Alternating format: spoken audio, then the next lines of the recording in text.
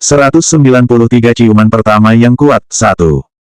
Ini adalah gadis kemarin. Leng Xicheng segera mengenali Gu Qingqing pada pandangan pertama. Itu adalah gadis yang tertabrak oleh sepeda Leng Xicheng dan dari lantai atas, ia melihatnya memimpin latihan, dan terjatuh. Leng Xicheng tidak menyangka ia bertemu lagi dengan gadis itu di tempat seperti ini. Gu Qingqing awalnya masih mengira Su Zijin atau Su Zipei yang memanggilnya.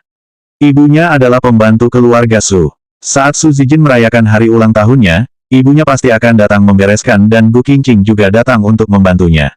Gu Qingqing telah membantu ibunya bekerja di dapur untuk waktu yang lama sampai beberapa saat yang lalu baru sempat keluar mengambil napas segar. Su Zipei masih tersenyum dan berkata, Qingqing adalah temannya si Jin juga. Ada lentera di halaman belakang dan juga akan ada kembang api. Mari bermain dengan mereka. Su Zijin memiliki kelompok pertemanan kecil. Semuanya adalah saudari dari keluarga-keluarga kaya dan berkuasa. Jangankan mengajak Gu Qingqing bermain bersama, mereka biasanya sama sekali tidak menganggapnya sebagai manusia. Gu Qingqing keluar dari villa dan berjalan perlahan ke halaman belakang. Banyak orang telah berkumpul di sini. Tidak peduli mereka mengenal satu sama lain atau tidak, satu-satunya kesamaannya adalah mereka semua kaya. Gu Qingqing berjalan ke sisi lentera, lalu menengadahkan kepalanya dan memandang lentera besar itu. Ia tidak hanya berusia sebaya dengan Su Zijin, bahkan hari ulang tahun mereka pun hanya menjarak beberapa hari. Seorang Su Zijin bisa mengadakan pesta besar dan masih ada banyak orang yang datang menghadiri pestanya. Sedangkan, dirinya yang tidak punya uang dan kekuasaan hanya bisa bersembunyi di samping. Bahkan, sebuah lentera pun adalah sebuah kemewahan bagi Gu Qingqing.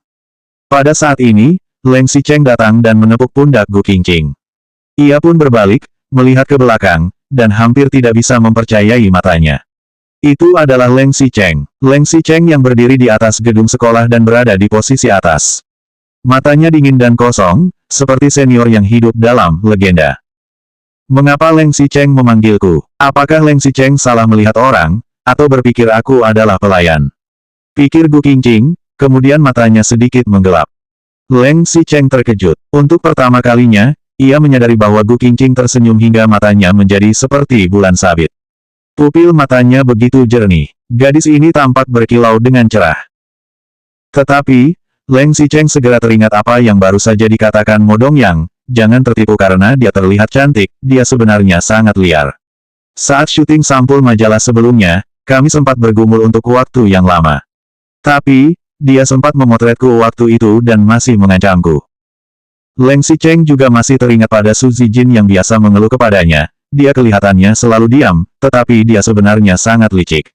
Bahkan, Zining pun mengatakan bahwa dia baik. Siapa yang tahu jika dia akan mengambil kesempatan untuk mendekati Zining. Wajah Leng Xicheng segera berubah menjadi hijau dan ia sendiri berpikir, baru berapa umur Gu Qingqing?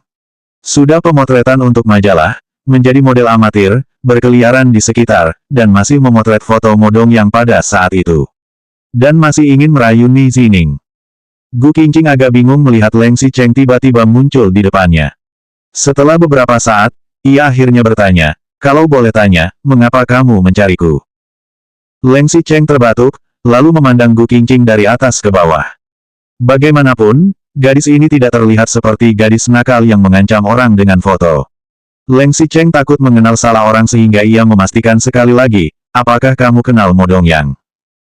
Gu Qingqing mengangguk dengan sedikit bingung dan menjawab, kenal. Model foto yang dipilih Mo Dongyang untuk berpartisipasi di lomba fotografi adalah Gu Qingqing. Saat itu, Mo Dongyang ingin memilih gadis cantik, yang bermata cantik. Ia langsung memilih Gu Qingqing hanya dengan pandangan pertama. Tak lama setelah pemotretan, Mo Dongyang segera mengirim fotonya untuk kompetisi. Namun, karena informasi penghargaan baru diumumkan beberapa hari yang lalu, dari mana Leng Xicheng bisa tahu? Bagaimana kamu bisa mengenalnya? Tanya Leng Xicheng lagi. Gu Qingqing menjadi semakin bingung dan menjawab sejujurnya, pemotretan. Aku menjadi modelnya. Jawaban ini hampir membuat Leng Xicheng tersedak sampai mati, sungguh, ini benar-benar Gu Qingqing. Gu Qingqing benar-benar orang seperti itu. Gadis itu mengkhianati tubuhnya, mengkhianati rohnya, dan masih merasa bahwa yang dihasilkannya tidak cukup. Leng Xicheng bertanya dengan sedikit panik, kamu, apakah kamu menagih uang ketika bersama Mo Dongyang? 194 ciuman pertama yang kuat, 2. Saat itu, Gu Qingqing tidak ingin menerima uang. Bagaimanapun, mereka adalah siswa di sekolah yang sama. Tetapi, Mo Dongyang berbaik hati dan memberikan sedikit bayaran untuknya. Gu Qingqing berpikir sebentar, kemudian mengangguk, menerima sedikit. Menerima sedikit, ada maksud yang lebih dalam dari perkataan itu. Apakah Gu Qingqing hanya menerima sedikit dan itu masih tidak cukup, jadi dia memotret Mo Dongyang untuk mengancamnya. Leng Xicheng mulai berspekulasi. Ia mulai marah hingga sedikit gemetar dan tubuhnya pun agak tidak stabil. Namun, ia masih terus bertanya, hanya menerima sedikit. Apakah kamu tidak merasa itu terlalu sedikit? Gu Qingqing memandang Leng Xicheng dan merasa sedikit aneh. Namun, ia menggelengkan kepalanya, mengapa bisa merasa begitu? Mengapa tidak? Bukankah kamu masih mengancamnya? Gu Qingqing mendengar nada bicara dan kata-kata Leng Xicheng yang menjadi semakin dingin. Bahkan, ekspresinya pun juga menjadi semakin dingin. Gu Qingqing jelas menjadi semakin bingung. Gu Qingqing mendengar bahwa setelah pemotretan, foto Mo Dongyang memenangkan hadiah. Ia pun mengirimkan pesan teks untuk mengucapkan selamat kepada Mo Dongyang. Apakah Mo Dongyang salah paham terhadapku? Pikir Gu Qingqing. Gu Qingqing menggelengkan kepalanya, aku tidak melakukan itu. Aku hanya mengirim pesan teks untuk mengucapkan selamat kepadanya. Dia bahkan masih berani menyangkalnya. Untung Mo Dongyang dan Su Zijin sudah pernah memberikan suntikan informasi untukku. Jika tidak, aku pasti benar-benar akan tertipu oleh penampilan polos Gu Qingqing. Pikir Leng Xicheng. Aktingmu begitu bagus. Mengapa tidak menjadi aktor saja? Jika hanya pemotretan, terlalu menyia-nyiakan bakat. Cibir Leng Xicheng dengan suara yang menjadi lebih dingin. Ia melihat Gu Qingqing dari atas ke bawah dengan jijik dan bertanya, berapa banyak foto yang kamu ambil dengannya? Di mana kamu mengambil fotonya? Gu Qingqing berpikir sebentar dan menjawab, yang paling banyak di dalam ruangan, tapi masih ada juga yang di luar lapangan. Di halaman rumput, dan juga di dalam hutan. Leng Xicheng sangat marah dan mengutuk dalam hati, Mo Dongyang si bajingan itu. Benar-benar bermain konyol dengan nyali cukup tinggi. Bahkan, mereka masih bermain sampai ke halaman rumput dan hutan. Berapa banyak uangnya? Leng Xicheng bahkan tidak repot-repot menghadapi Gu Qingqing kali ini dan segera menanyakan harga. Apanya yang berapa banyak uangnya? Gu Qingqing balik bertanya sambil mengerutkan kening. Aku mau foto-foto yang ada di tanganmu. Kamu butuh berapa banyak uang? Leng Xicheng segera menundukkan kepala dan membuka dompetnya, laporkan harganya. Aku akan memberikan yang aku mampu. Jangan terlalu rakus. Apa yang kamu bicarakan? Tegur Gu Qingqing yang kini menjadi marah. Meskipun ia tidak mengerti apa yang sedang Leng Xicheng katakan, kurang lebih ia juga tahu bahwa apa yang Leng Xicheng katakan bukan hal yang baik. Kau sendiri tahu apa yang aku bicarakan. Leng Xicheng benar-benar merasa dirinya sangat buta di masa lalu. Bahkan, ia sudah salah menilai gadis itu. Saat Gu Qingqing tertabrak sepedanya, gadis itu masih tidak membiarkannya bertanggung jawab. Bahkan, Leng Xicheng masih tersenyum dengan matanya yang melengkung seperti bulan sabit dan terlihat sangat hangat. Leng Xicheng awalnya berpikir bahwa Gu Qingqing sangat polos dan imut. Tetapi, ia sungguh tidak menyangka bahwa Gu Qingqing adalah orang yang seperti ini. Masih siswa SMA, tapi sudah menjual diri. Masih juga berani memotret foto pornografi untuk mengancam orang. Tuduh Leng Xicheng. Ia bahkan terlalu malas untuk terus berbicara dengan Gu Qingqing. Ia segera mengambil segepok uang 100 RMB dari dompetnya. Kamu menginginkan uang, kan? Apakah uang ini cukup? Kamu yang menjual diri, kata Gu Qingqing yang tidak terima. Gu Qingqing akhirnya mengerti bahwa Leng Xicheng menganggapnya sebagai orang seperti itu.